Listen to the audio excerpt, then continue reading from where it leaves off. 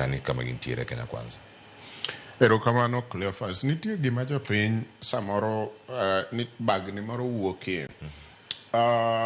En ni jomoko kia pogo ODM gi joluo. ODM gi joluo, to some people en gimoro achiel.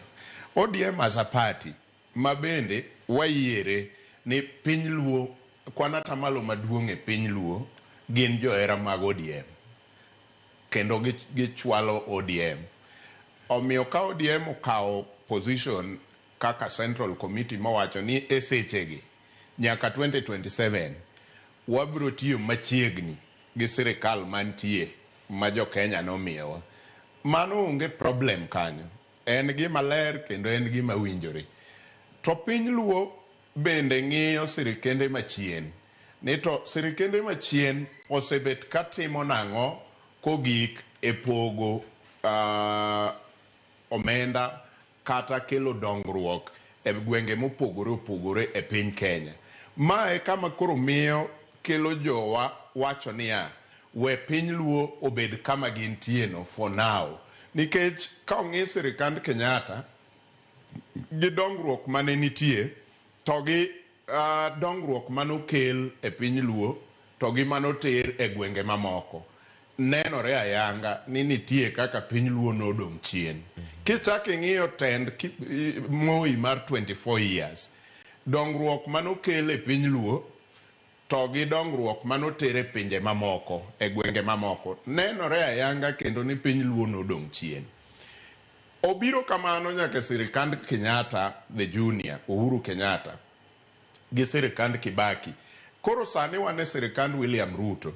To ma ema koro jo piny luo ng'iyo to wacho niya, ei sirikende machien be nitie ma wasebetie machiegni gi kamitoke moingo ma. Ma ema gine machiegni. Ma ema gineno ni gine machiegni. Nang'o? Nikech wacho ni pogruok mar ODM kod joluo be ni nyaka bedi. Pogruok mar ODM gi joluo to awa chako ni kawacho niya, to ODM no kwanata malo maduong' e piny luo ungo ODM lwedo. Ma ema miyo jomoko koro ok ne pogruok mar ODM gi joluo. Nitie joluo mowar makata sani pod gini rachnegi. Mano is okay, democracy. To koro gima watemo wacho en ni kwang'iyo sirikende machien nyaka mwagikeni, to wayudo ni ma e sirikal madipo ka jaluo nie machiegni moloyo gi kami itoke moingo sirikende machien.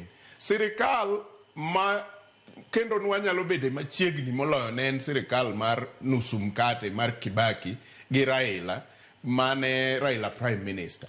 To ne waneno achiel ariyo adek mar gik moko manotimore mwanyalo kwano ni maendeleo. For example, kuondego ema gik machalo the big road ma Kisumu cha iluonga nang'o, expressway koso whatever. Mage kuonde mane giwuoke. To wachak waneno a few other things mwanyalo kwano. Koro mae mamiyo nyikwa Ramogi neno niya, sani ma koro wan gi ng'at mochung' ne budget e parliament, to budget ema timo appropriation.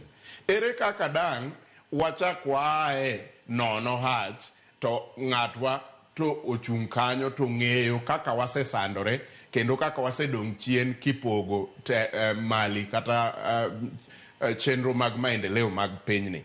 Ka wachak wayudo ng'ato kaka Mbadi ko mi treasury, ere kaka dang' wachak waleo mok wayudo dongruok mosebed kikalo wago itwoto wago all along ka jowa ema nie position machalo kama. Ma ema kelo chuny jo luo wacho niya, dipo ni sirikandni wanyalo yude ber moingo sirikende machien mosebetie. Ma e gima jaluo temo wacho.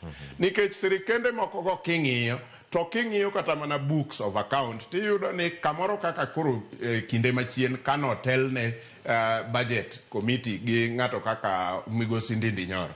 Tiyudo ka en gima wachore kendo en gima nitie nyaka e books ni allocation kata mar wang' yore ne dhi mang'eny e gwenge makocha moingo gwengewa, nikech wan wachalo jasik sirikal e sechego.